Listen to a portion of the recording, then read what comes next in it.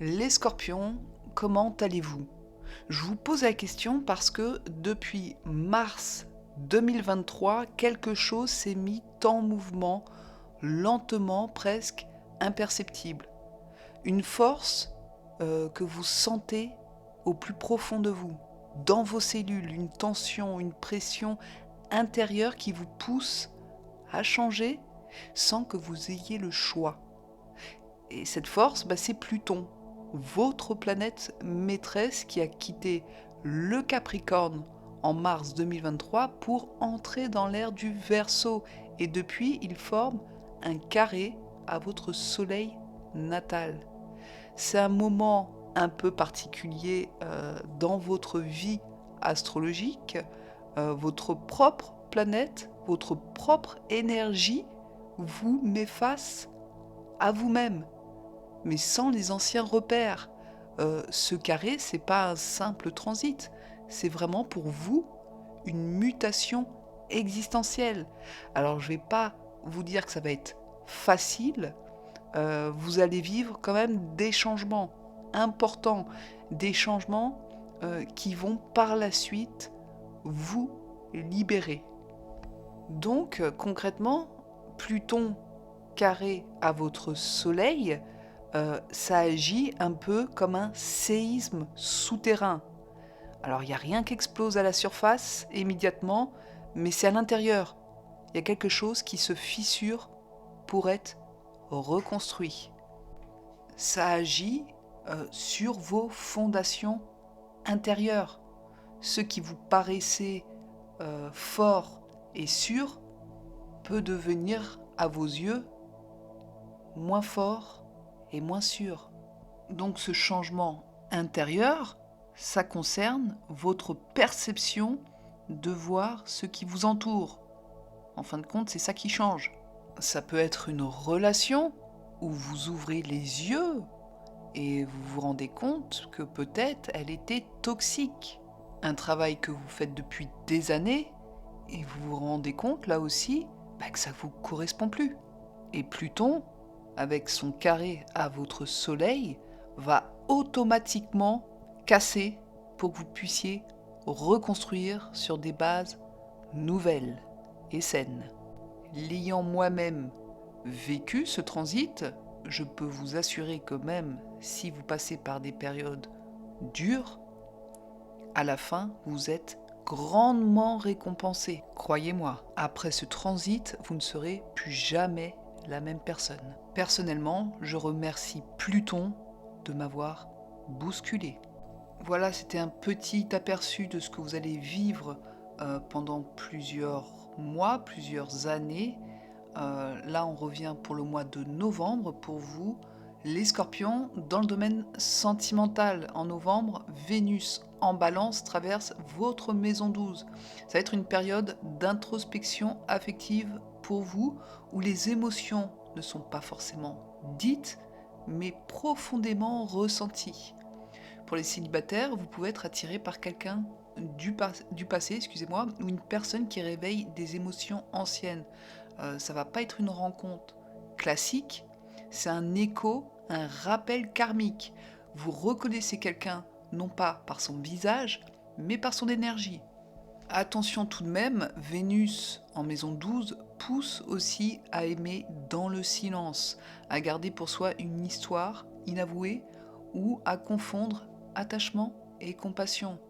L'amour vous enseigne la transparence, aimer sans vous effacer, sans sauver, sans fusionner. Pour les personnes en couple, ça va être une période de sensibilité accrue. Les non-dits deviennent pesants, deviennent lourds. Les émotions refoulées cherchent à s'exprimer. Si la relation est stable, elle se renforce par le dialogue sincère. Sinon, un besoin d'espace ou d'authenticité peut se faire sentir. En clair, vous ne voulez plus des relations intenses pour survivre. Vous voulez des relations vraies pour respirer. Dans le domaine du travail, avec Mercure en Sagittaire dans votre maison 2, là vous pouvez commencer à négocier quelque chose, à négocier votre salaire, à repenser aussi votre rapport à la valeur, à la sécurité matérielle. Vous avez besoin d'un travail qui ait du sens, pas juste de la rentabilité. Certains scorpions peuvent décider de changer de cap professionnel, de lancer un projet indépendant ou alors de réorganiser complètement leur manière de travailler. Ce mois-ci, c'est la clarification, savoir pourquoi vous faites ce que vous faites. Pluton casse les structures, Mercure vous demande d'en créer des nouvelles avec plus de conscience. Dans le domaine des finances, Jupiter en Cancer dans votre maison 9 apporte de la chance à travers l'expansion et l'ouverture. Les efforts faits depuis l'été commencent à porter leurs fruits, mais sous une autre forme, que ce soit un apprentissage, un voyage ou alors la possibilité d'être visible, d'être plus visible que d'habitude. D'ailleurs, les scorpions, c'est vraiment le bon moment pour investir dans votre croissance personnelle, pas juste dans la matière. Dans le domaine de la santé, Saturne et Neptune rétrograde en Poisson chez vous dans votre maison 5. Ça affecte votre vitalité émotionnelle et votre créativité. Ça va être une période de fatigue morale, de saturation mentale, surtout si vous avez beaucoup porté pour les autres ces derniers mois. Votre énergie n'est pas perdue, là elle se régénère, mais différemment.